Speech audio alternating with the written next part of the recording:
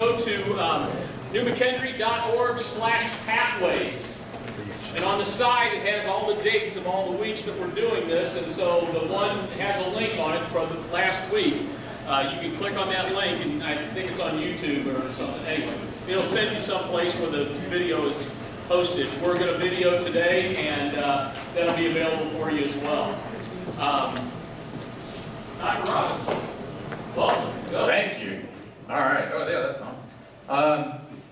It's great to be here again with you guys. I really enjoyed being here last week. I appreciate you showing up again and giving me a chance to practice and figure out the format of this. I'll probably continue to be apologetic because, as I said last time, I'm still trying to figure out how to digest this material myself and what God seems to be trying to do with it in this setting. It's material that I'm very familiar with in terms of one-on-one settings and small groups, but how to make it meaningful. One of the things that I'm going to do, I had some people ask me last week, even after the service, about what chapters they should be covering and all that. And I tell you, that's, after reflecting on it last week, that's some of where I feel like I got bogged down. I was trying to kind of follow chapters and try and hit the highlights of some chapters and introduce it some last week and then hit the highlights of chapters. And I don't know, it's hard for me to weed out. I think, oh, that's something I got to tell them about. Oh, that's something I got to tell them about. Oh, that's something I got to tell them about. And then I'm really just kind of bogging down. And so what I'm going to try to do tonight is, and probably what we'll do the rest of the time, is just try and introduce some major themes, do a little bit of teaching, tell some stories about my own stories and stories from folks that I've worked with, or amalgams of stories. Try not to give too many details for confidentiality reasons, but the story, there's a lot of stories that I can tell, and so we'll do some of that, and do some teaching and those sort of things along the way, and hopefully not get too bogged down, and hopefully be something that will be enjoyable for you guys. Couple of things, or one thing that I'm going to say a prayer here in a minute, but one thing I'll share with you guys that I just found out about, and again, you guys got to see me last week, so I'm just me. I'm just busy. I'm raising a family. About got them all raised, and that's kind of fun. And working and enjoying that, still enjoying my work and busy with that. So this book really has come out of the blue for me. Really busy phase of my life too. I kind of got, like a lot of folks, once our kids are about raised and they're all in college and you got all those college expenses, then you start ramping up and say, okay, I gotta, get the business side of things going even more. Tried to not do that too much when they were younger, be gone all the time. So, that's kind of where I was at. I was in the middle of just working and all the time, and then this book came along. So I'm still trying to kind of figure out how to get my head around that, what God has in mind. We're making some changes so that we can have more time to address this. But on my way out of the office, I did check my email, and obviously God's still got plans. I don't really know where this is headed, but the guy from Nashville that we've been working with emailed me and said that the largest Spanish language publisher in the world picked up the study guide and is going to distribute it to the Spanish-speaking world. So it's going to be available, and so I don't even know what that means. It's like, I don't know what that means. I mean, that's cool, and I just share that to God's glory, because obviously God's got a plan for it, and hopefully it will be of benefit to people as we go along. So, let me pray. Lord, thank you for this day. Thank you for the opportunity to be here, Lord. We do thank you for what you're doing. We thank you for what you're doing. The fact that you are a God who is active in the world, but you're active in the world in a very personal, one-on-one way. And Lord, help me never to forget that. Help me not to be about building programs and systems and things like that that are impersonal, but help me to just continue to enjoy the process of joining you in the lives of people, in those that cross my path. And we thank you for that. We thank you for this congregation, this group of people that are here tonight. We pray that your Spirit would indwell us, that we would feel a sense of your presence, and that our spirits would commune with one another, and that we would experience sacredness in that. Thank you so much for all that you're doing. In Jesus' name, amen. So, what I'm going to talk about tonight, the theme is sacred breaking through the mundane. Sacred breaking through the mundane, or you could say sacred breaking through not just the mundane, but breaking through pain. That's kind of the theme of the shack, right? That phrase, the sacred breaking through the mundane, is a phrase that is kind of near and dear to my heart. It's a Hydeism. You guys may not have heard of a Hydeism before, but a Hydeism is what my colleagues and I at the University of Louisville started calling them, because we had a mentor who was a professor that mentored several of us. He is a wonderful man. James Hyde was his name. He was a professor in the Department of Psychiatry at the University of Louisville. He was also a professor at Southern Seminary, and so his background was in pastoral care and counseling and in marriage and family therapy, and he was just a wealth of information, and he had all these great little pearls, and so my colleagues and I called them Hydeisms, and he would, that phrase about the sacred breaking through the mundane is one of the things that stuck with me as a Hydeism. And it shaped a lot of how I thought about what it was to be a psychiatrist. I didn't ever think I would be a psychiatrist. I may have shared that last time. I mean, I grew up in Southeast Missouri, didn't know the first thing about psychiatry. I was intent on being a pediatrician. I loved working with kids, I loved working with families, working with youth groups. Before I was ever in medical school, I was working with youth groups in churches and all of that. And not the point of the tonight, I may share more of that, but through a whole series of circumstances. I did pediatrics for a while, loved it, did well with that, but God kind of led me down this path of psychiatry, and then to the University of Louisville and James, and just had some neat experiences with that. And that's some of what I'm going to share tonight. I'm going to talk about the sacred breaking through the mundane, but to set the stage for that, I want to talk about the biopsychosocial spiritual developmental model. And specifically, I'm going to talk about my biopsychosocial spiritual developmental model, okay? Basically, any human interaction that we look at, anytime somebody walks into my office, anytime you encounter somebody, that's what you're encountering. You're encountering neurobiology, their biology, the biological reality of who they are. You're encountering the psychological reality of who they are. You're encountering the social reality of who they are. And you're encountering the spiritual reality, or at least the existential or core belief reality of who they are. Biopsychosocial, spiritual. I mean, so even for folks that are, so in the literature when you look that up, biopsychosocial is where it started, and then people have added the existential or spiritual in the literature, even those that are maybe atheistic in their worldview or perspective, add that spiritual or that existential component because they're talking about core beliefs and core belief systems. And so we're going to talk a little bit about that. My biopsychosocial spiritual development began here in Cape. I was born here in Cape, in the hospital here, and then I grew up in Puxico and Advance, and as a fifth grader, we were General Baptist, so we had the God ordained. I'm pretty sure it's in the Bible someplace. I haven't been able to find it exactly yet, but you always have to have a spring and fall revival, and so we had that. Yeah, I see some heads nodding there. You know what I mean? It's in there.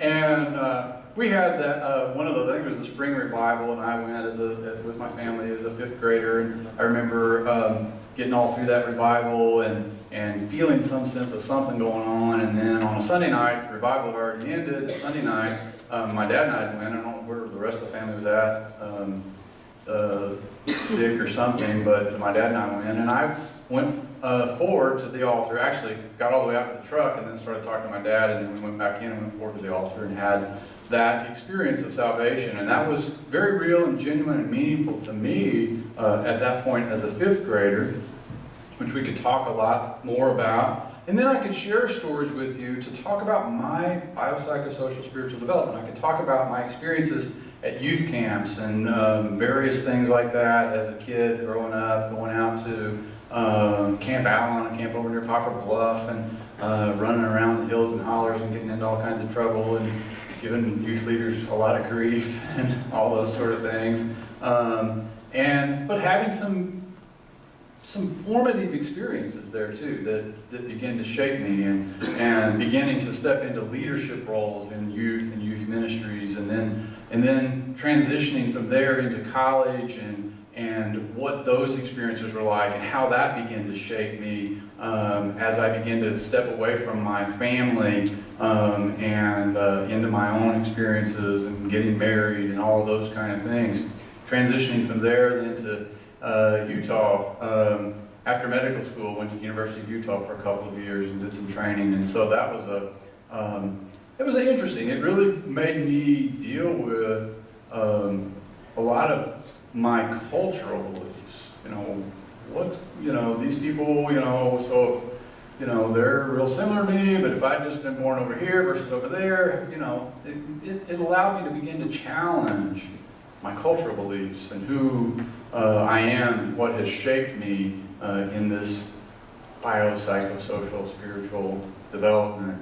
Met a little Jewish guy about that tall, was a professor of mine out there. He gave me a book called The Meaning of Person by Paul Tournier, and that book also began to inform me about and cause me to challenge and question and explore the issues of what it means to be a person and what all goes into the development of the self, the unique individual that I am and the unique individual that this person in front of me is, and how those experiences began to shape me.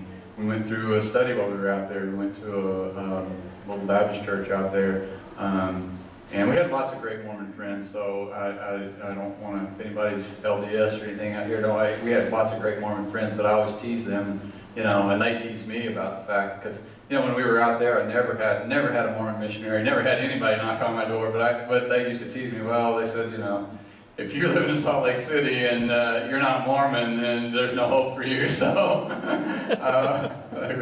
they would tease me about that. But while we were out there in this little Baptist church, we went through Henry Blackaby's study with a group in a Sunday school class, Experiencing God, and that also informed my thoughts about what it means to grow emotionally and spiritually, and what this whole experience of God was all about. Was it just the culture I grew up with? Was there something more involved in it? And what was that all about?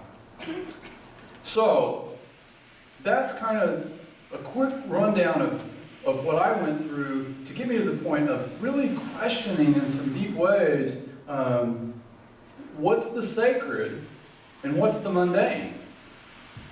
In life, just going through life, in my life experience, in this person's life, the experience that's sitting in front of me, coming in with whether it was the pediatric issues I was dealing with in Utah, or whether it was, some depression or anxiety or life stressors or mental health issues.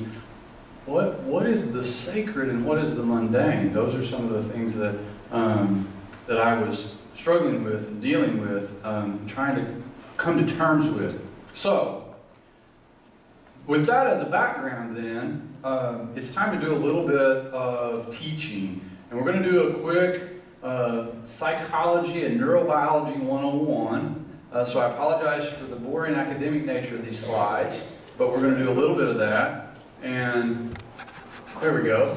So, neurobiology 101. That's a human embryo. That's an electron micrograph of a human embryo at about the 16 cell stage. And so when you run into another person, you're dealing with a very intricate and complex and interesting biological developmental process from, the very beginning, single cell, all the way through. The brain is an incredibly intricate and complex organ. When you start trying to understand the complexities of the brain, it gets mind-boggling. When you think about a neuron, I didn't throw up some of those slides or anything, I don't have those, but when you think about a neuron, one single neuron, most people have some concept of a neuron, and you may have learned a little bit about, the neuron has a synapse at one end and then the other end, and there's this chemical communication, and an electrical impulse basically gets transmitted from one to the other. But what's really interesting to know is that on one end of a neuron, it fans out and may have anywhere from 1,000 to 10,000 connections, one neuron. And then you start figuring out how many neurons there are in the brain, and then you start figuring out how many possible pathways there are for one electrical impulse to follow, and it's incredibly complex. Incredibly complex. And the cool thing about that, the cool thing to me about that is, for years in my field, we thought we were getting somewhere because we were beginning to understand the chemistry in the synapses. We were beginning to understand about things, it's fairly pervasive in pop culture now. People understand and know about, serotonin or dopamine, and they know these neurotransmitters. Well, what we're now beginning to realize is that's just barely scratching the surface, because what we're beginning to realize is memory and mood and awareness and all of these things that we think of to be what we are as human beings, our thoughts and our emotions and all these things, are not governed like we thought maybe they were by those neurotransmitters, by those chemicals. I can manipulate those chemicals with medications and sometimes help people feel better, but what is really going on, we're beginning to realize, is in the pathway.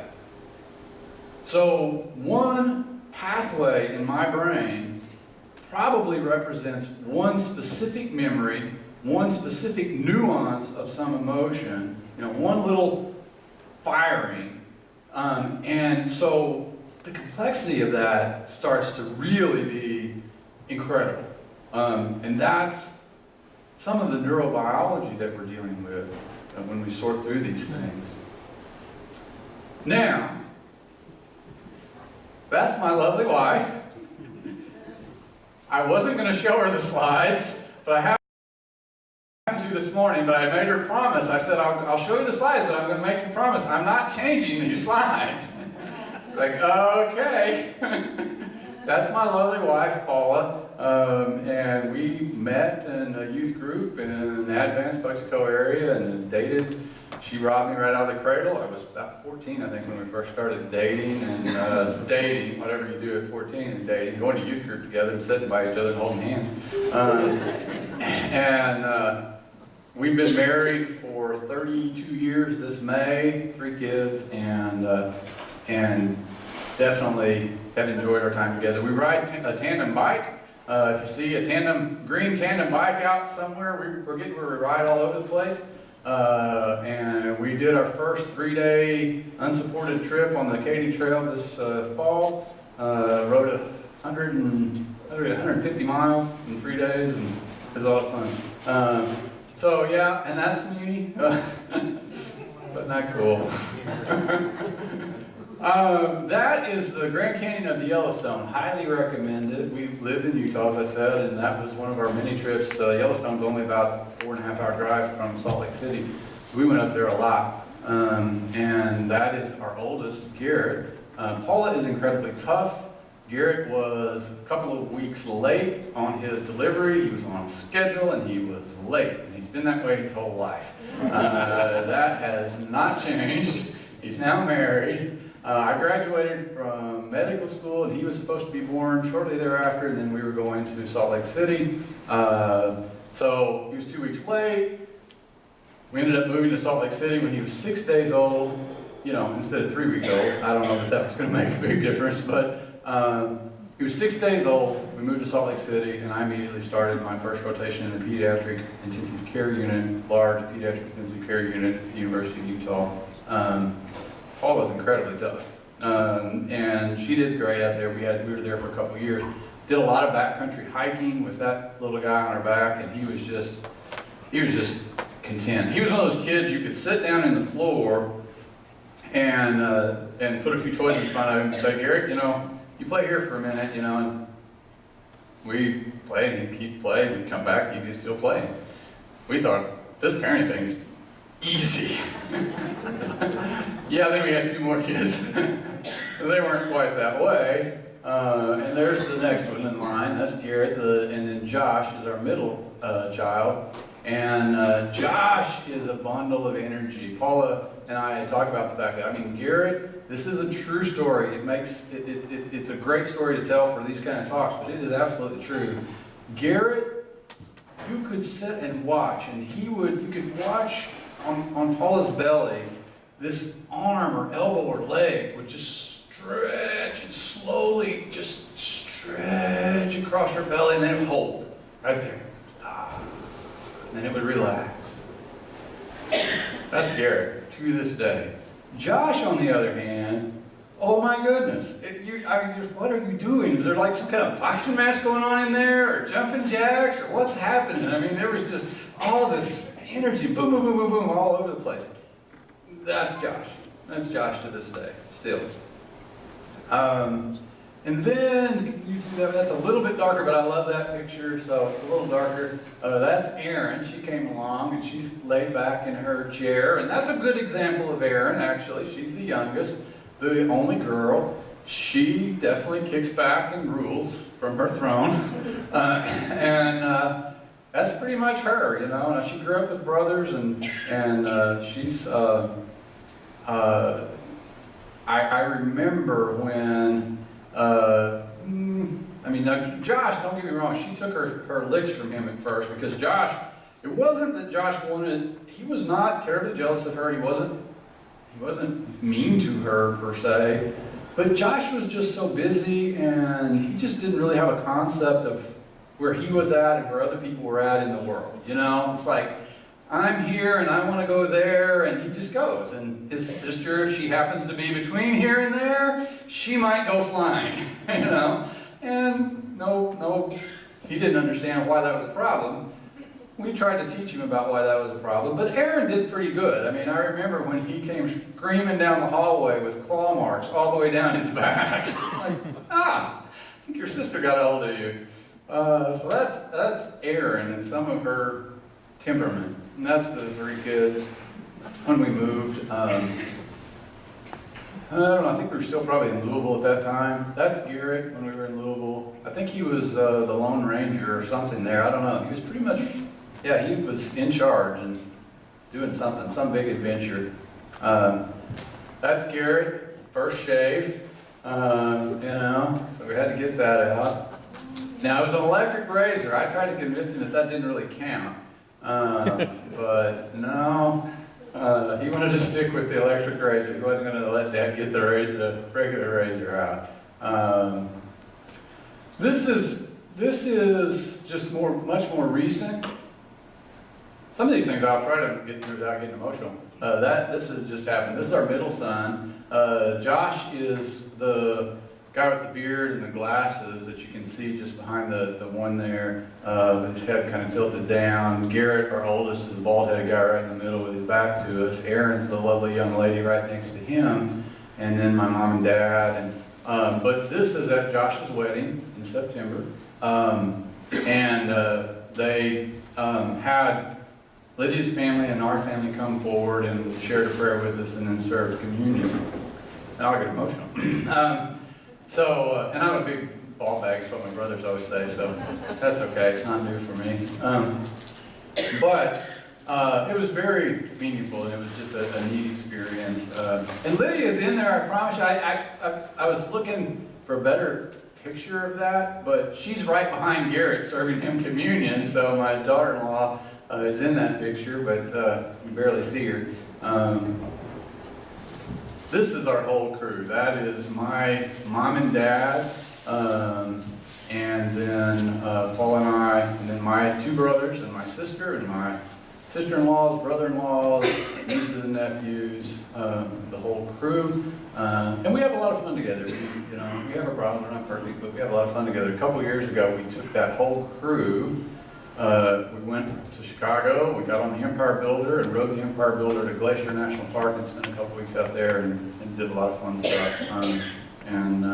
Pretty much that whole crew. Now there's a couple of three in-law, two that have married in since then, I guess. That's Paul and I now, 32 years later, at the wedding in September. And that's my crew. That's about the most recent picture I've got of my crew. That was, you know, the daughter-in-law's influenced things a little bit. I don't know which one it was. It was one of their ideas that we should all get Christmas jammies that match. So so we're like, sure, okay, get the Christmas jammies, we'll wear them. The two boys were not so convinced that it was a good idea, but they were good sports. So anyway, that's us in our Christmas jammies. Yeah, I'll try to, if you can read that, I'll try and read it. I'd probably get emotional, but this is something that Josh and Lydia wrote in the book they gave us. They gave us a picture book of their wedding and that they put together. Yeah, I'm not even trying to read it. But just sharing some nice words. So, what do you see? When we went through those slides, what did you see? That's the question that I want you to think about. What was it that you saw? Well, you know, in a sense, you did see a very complex and complicated neurobiological development, you know, that was unfolding there.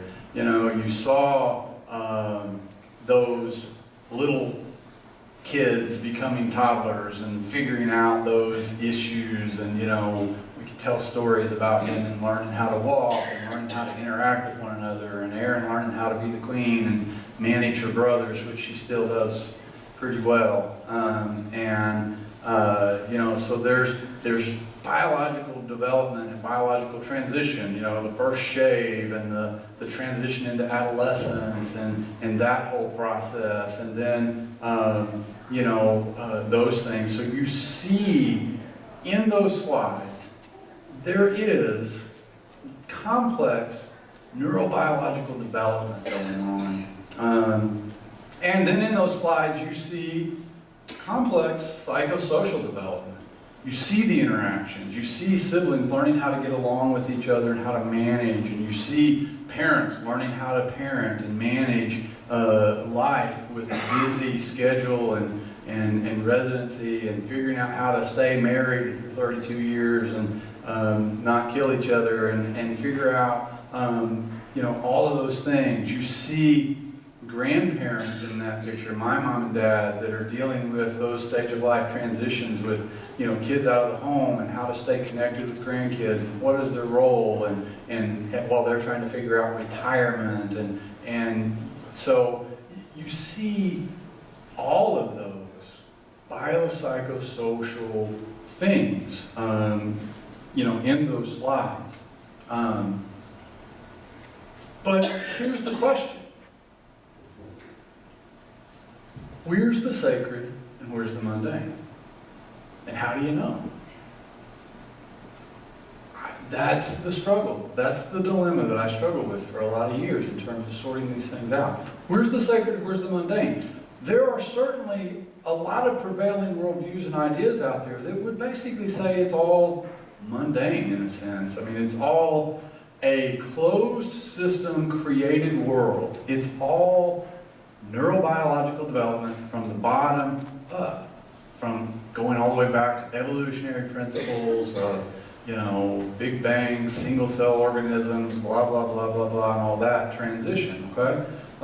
So there is that view out there, that is what it is. That's what you saw. You just saw the, you know, current version of that kind of evolutionary biology at work. And so all of that is the mundane. Maybe it's just cultural stuff, you know. You definitely saw lots of culture there, you know. You grew up in Southeast Missouri rather than, you know, other places in the world, like our friends from China or something, you know, that you would have seen different variations. We would have seen some different variations of slides, although Fan was his name, our friend from China that Gary and Sarah got to know very well, and he was in their wedding. Fan was at our house for 4th of July, and that's the first time I met him, so we were talking about, I was barbecuing, and we were talking about food and all that. And I was trying to I was like questioning him about, well, you know, what kinds of things do you guys do on celebrations, and what kind of foods do you have, what kind of foods do you like, and I could tell, and at first I thought it was a language barrier, you know, but he spoke pretty good English. He kind of was like, And finally he just said, well, my favorite food is Kentucky Fried Chicken. Oh, okay. He was from Shanghai, and it's very westernized there for his generation, he said. So, but that's an example of culture and cross-cultural things that influence who we are and what we are experiencing. And there's definitely that idea that all of that is mundane. It's biological development. It's just mundane. So where is the sacred? Now, I would argue that there was a lot of sacred in those slides. For me, I couldn't even read that because I'd start getting emotional. And there's something in that to me feels much deeper than just some neurobiological process that has evolutionary significance that binds me to my family. That causes me to feel emotion so that I don't run off and leave them, and that I'm connected to them in some way. I would argue that there is much more going on in what I feel when I read that, or when I see some of those slides. There's something transcendent. There's an experience there that is sacred.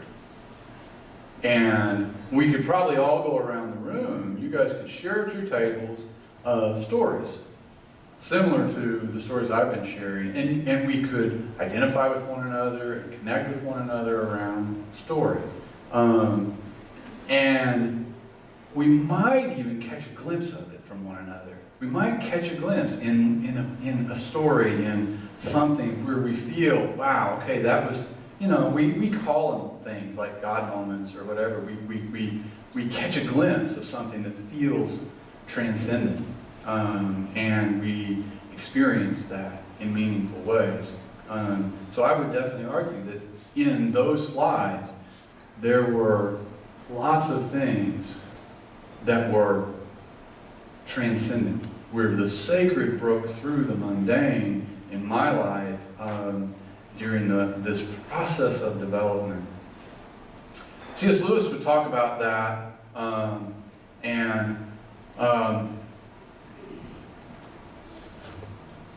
C.S. Lewis would talk about that in his book, Surprised by Joy.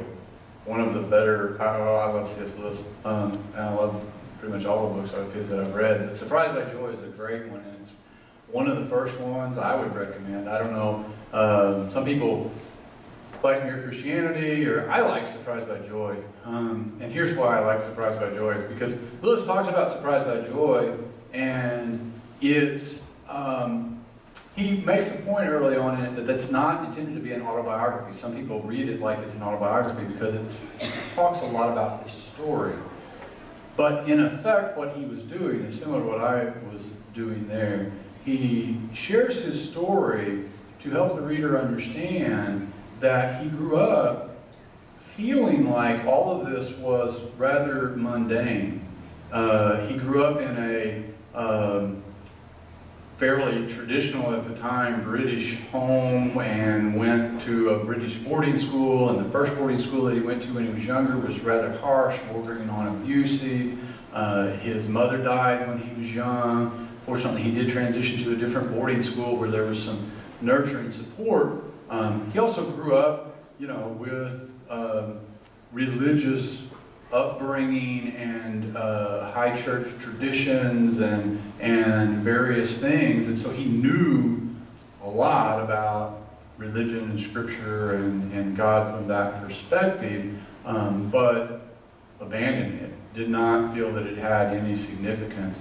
And Lewis has a profound intellect, and so he understood the physical world, the material world is what he called it, the material, physical world that you can touch, taste, feel, manipulate. He understood neurobiology that could be understood at that time. He understood psychological development, and he basically, thought that was it. There wasn't anything sacred. There wasn't a God.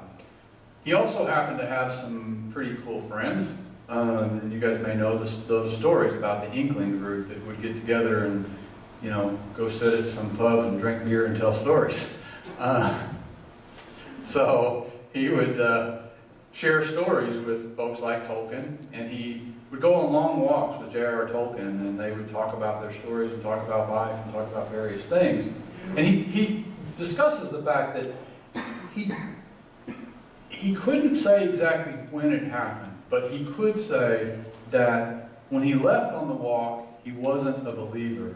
He didn't think there was anything in the world beyond the physical world. It was all mundane. It was all a closed system. But when he returned from the walk, he was a believer.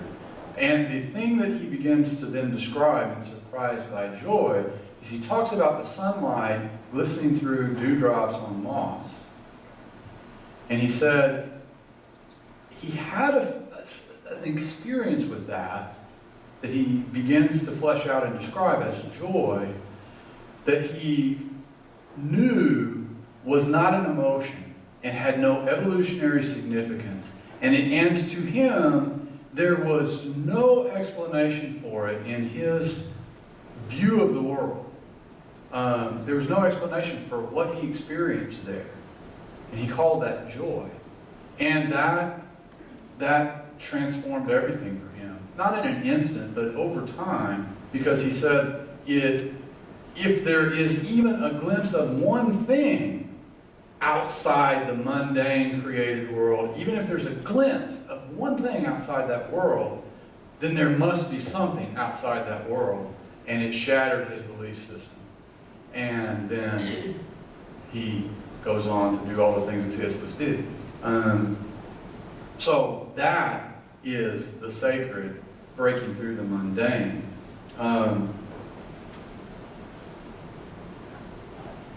Last week I talked about a young lady a little bit, and her experience is not unlike Lewis's. She's not written any big books or not known nationally, but her experience isn't unlike his. She grew up around here. She grew up in just normal life here in southeast Missouri. Went to church, knew a lot about church and God and religious things. And some of those things, like my experience as a fifth grader, were genuine and meaningful. And it informed her life. But she also had some difficulties, some losses, deaths in the family, things that happened at certain developmental stages that were critical for her. And she was pretty convinced that there wasn't a God, or if there was a God, she had a few words for him, because from what she could see, from her vantage point, if there was a God, he was a pretty mean individual, abusive. She didn't want to have anything to do with him. So she struggled with a lot of things. And I got to know her over the last few years, and we've talked about a lot of things. Now, she struggled neurobiologically because genetic family history of a mood disorder that has to do with those neurons and those serotonin syndrome, or those serotonin receptors and all that stuff. And there's a genetic predisposition. You know, if you've got a strong family history, if you've got one biological parent with a clear-cut major depression or bipolar disorder, I'm not going to go into the diagnostic terms for all that, but if it's clear-cut and you've got one family member with that, then you've got about a 25 to 30% chance of having a mood disorder, biologically based mood disorder. If you've got two parents, it goes up significantly beyond that. She had one parent with that, and she had a lot of the symptoms consistent with a biologically based mood disorder. But, so I put her on some medications and sent her on her way. No, not really. That's what I try not to do. Spend some time with her and got to know her and figure out what's going on. And yeah, I tried to help with the neurobiology, but we got to know each other over time. I tried to create safe space for her. I tried to create a place that she could open up and talk and create a sense of safety. And in that space, she began to tell her story. And she began to feel comfortable telling her story. And she would write, things and journal and all that. And she's been raising, sorry, I just came from the office, so I'll try not to curse. I do curse sometimes at the office. I'll try not to do that. But she was causing some trouble. Because every time she would feel intense emotion, she would run into all kinds of mechanisms of trying to numb that emotion. So sex, drugs, rock and roll, you know, I mean, she was out there doing it all. She at a pretty young age, and including some self-harm and all sorts of stuff. And she, over time, we began to deconstruct that because we began to be able to help her see, and we used my office. I would actually get her up and move her around sometimes. She began to see, like I talked last week about, over here, she was believing in something. She was believing in a God. One of my mentors, James, he gave me a book about taking on the gods, little g, gods. She believed in a God. And we put that God in the green chair over there. She began to come to know that God. And she began to understand how that God was making her dance and doing things and influencing her life. And slowly over time, we began to get her to challenge that God and be able to begin to say, well, okay, that stuff has happened in your life, but maybe you don't have to believe everything that God is telling you. So, could keep talking about her and her experience, but she came in one day, she brought in the stuff that she had written, and she started telling me this story about one night she was sitting in her room staring at a nail hole in the ceiling, and she was feeling all of that mixed up emotion that she was feeling. All that stuff was churning and going on, and typically she would go out and drink or, you know, smoke some marijuana or cut or do some, you know, whatever. But that night she didn't. She began to meditate on some things and talk to God in a sense. And for her, she had one of those moments where God spoke to her out of that nail hole. Not in an audible voice, nothing like that, but kind of like Lewis experienced. She just knew that she had experienced something from beyond the physical world as she knew it. She began to realize that there's something more. She had a sacred moment. She experienced a sacred moment that began to shatter and melt away. Now, I wish I could tell you that she's 100%. She's not, but she's, wow, dramatically better from where she was before that experience. And we can now have conversations about the fact that, well, you know, things have happened, and we've got to sort out those things and why those things happen. We may not fully be able to understand, but she's beginning to respond to the embrace and voice of God and beginning to come back, as Pastor Dave talked about Sunday, to Missy's question. I mean, that she was dealing with Missy's question. You know, is there a God, and why is God so mean? And she's beginning to come back to that now and beginning to experience the reality of a loving God. Now, here's the struggle with that and why I spend so much time with that. Now, there is a place for teaching. There is absolutely a place for good teaching, religious teaching and religious upbringing, but she had all of that, and it didn't make a difference. What she needed was something that she knew was transcendent, real, meaningful. And when she got that, then things began to melt away, and she's continuing to grow in that now in some meaningful ways. She's beginning to experience the reality of God and the reality of what God is doing in her life. The sacred breaking through the mundane, right? So, that is what I think is important in some of the themes of the shack. We talked about that earlier. We could probably all go around the room here, and I'm not going to make you do it tonight. I thought about doing that at some point. Let's just share. We may do that more next time. But we could probably go around your tables, and you guys could start just telling stories. It's always awkward at first, especially depending on who you know and who you don't know and all that. But you could probably go around and start sharing your stories. And I'm willing to bet that there would be opportunity to share a lot of sacred stories, stories about sacred breaking through the mundane. I'm also willing to bet that they would all be different. Dewdrops on moss, nail holes,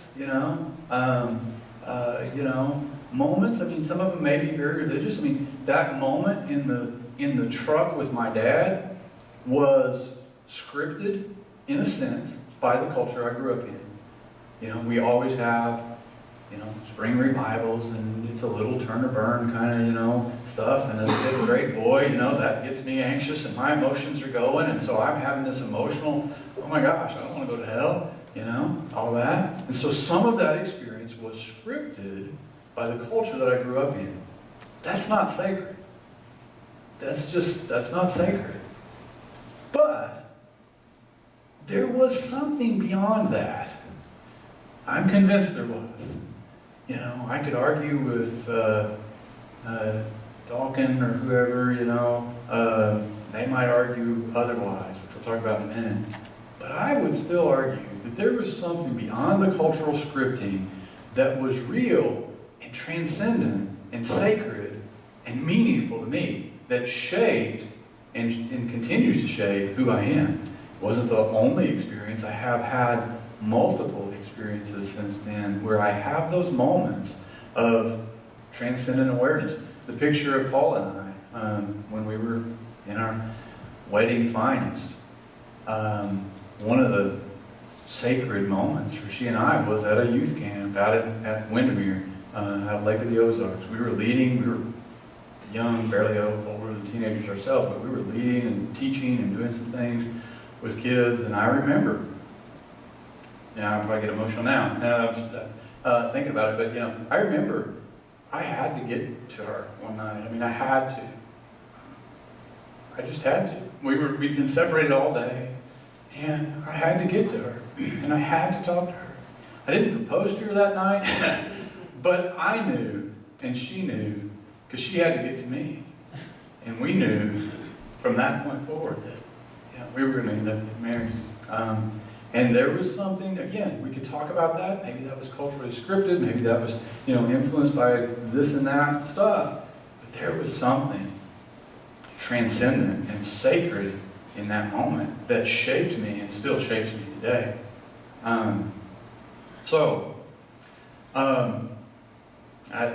Other stories, I could keep telling stories because we all have them. You guys have them too.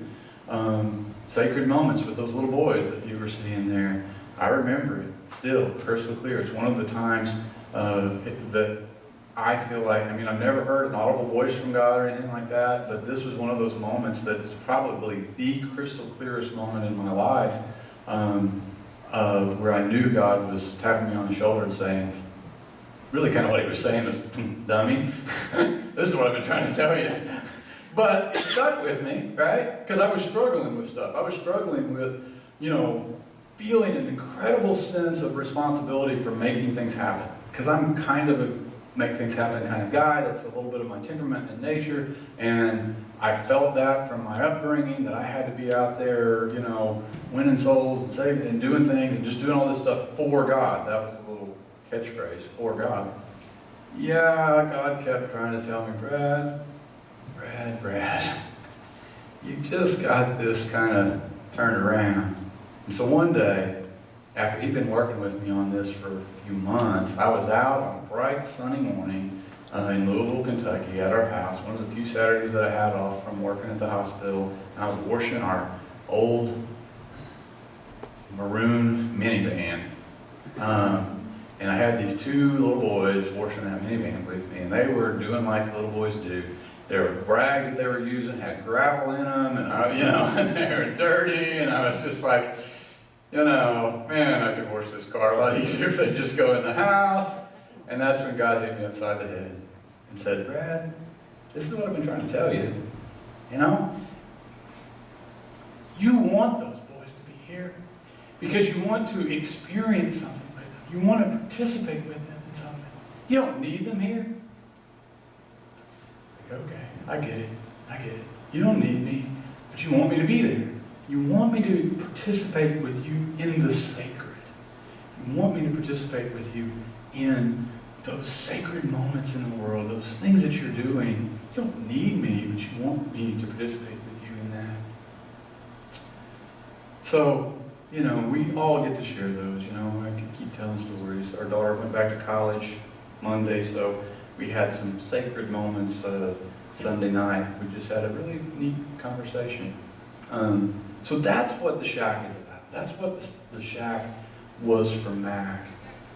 The shack for Mac was the experience of the sacred breaking through the mundane. And not just the mundane, but right at the heart of his pain. And that's what Paul talks about. That was what was his motivation for writing this too, because that was his experience that just rocked his world. And he grew up in a religious world with a religious culture and a religious upbringing, and he knew all the right answers, and he could say all the right things, and he was dancing as hard as he could dance to make it all look good. But he had pain from trauma, abuse, and loss in his life that he didn't think God could handle. And what shocked him was not only could God handle it, but God was inviting him to his pain from inside his pain. Right in the depths of his pain, God was there going, when are you going to come here? This is where I want to meet you, not out there, not in cathedrals and churches and going and doing. This is where I want to meet you at. Right here, in the place of your pain. And that rocked his world. It shattered his world. It shattered his worldview. And he said, Paul talks about that. The process that he ends up writing about in the shack is true. The details are different for his life, but the process he went through, the conversations that he had with God, is what he experienced. And it took about 14 years instead of a weekend. But it transformed his life. Sacred breaking through the mundane, right in the middle of our pain. So,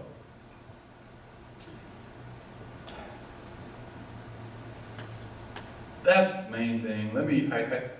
That's the main point I want you to get tonight and take away. I got a couple more slides that I threw up there just to kind of make the point, because it's a point that I've grappled with a bit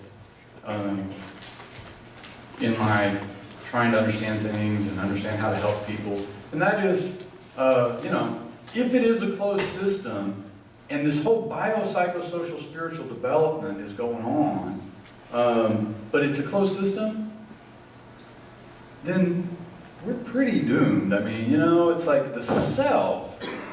What's the point of having a unique identity and a unique self then? Because the best I can hope for is that I perpetuate my genetics. That's a strand of DNA. So the best I can hope for is that I perpetuate my genetics, but really the unique reality of who I am is going to be lost. Dawkins, that's who I was talking about, referring to earlier. You may have heard of the idea of memetics. Look it up on TED Talks. There's some good TED Talks. I love those. There's some good TED Talks on memetics. But memetics comes from Richard Dawkins' book, The Selfish Gene. And it's a great principle. I believe in the principle. I think it works. Basically what it says is that in culture, in all cultures, in the whole human existence and experience, memes, not the things that you see on, Facebook or whatever, but memes, like genes, is where that came from, packets of information. Genes are just packets of information in a competitive environment. And some survive and some don't. So any packet of information, my cultural beliefs, the way I do things, the way I do church, the way I do, this thing or that thing, is a meme that is in a competitive environment, and some are more successful in that competitive environment than others. But you don't need a God to explain a lot of those things, then, Dawkins would argue, because it's all about those memes. I would argue, as I have been, that there's something else going on. There is something outside the box. It's not a closed system. John 1:12 is a cool scripture in regard to this. Yet to all who receive him, to those who believe in his name, he gave the right to become children of God. Children born not of natural descent, biology, nor of human decision or a husband's will. That's that whole psychosocial, this is our human, putting those memes and memetics together and trying to make things happen and get our idea to win over these ideas, and this is what's going to happen, this is how, and we see that. We try to build our monuments and memorials. But John reminds us there's something more going on. That we have been given the right to become children of God, born of God. No longer of the created world, but of the nature and character of God, not created, not mundane, but of the nature and character of God. The sacred breaking through the mundane. That's the essence. And that's the essence of the shack. And that's probably pretty much all I know to tell you, so I don't know what I'm going to do for the next few Wednesday nights. But that's where I'm going to leave it tonight, guys. And I would just encourage you as we wrap up, and I may try and figure out how it works, maybe give you some time to talk amongst yourselves, maybe at some points in future things. But I would encourage you, as you're breaking up tonight and going your separate way, whether it's with groups here around the table or family groups or whatever, tell your stories. Tell your stories. Share your stories about the sacred breaking through the mundane with one another, because those things are powerful and life transforming. So, thank you. God bless you guys.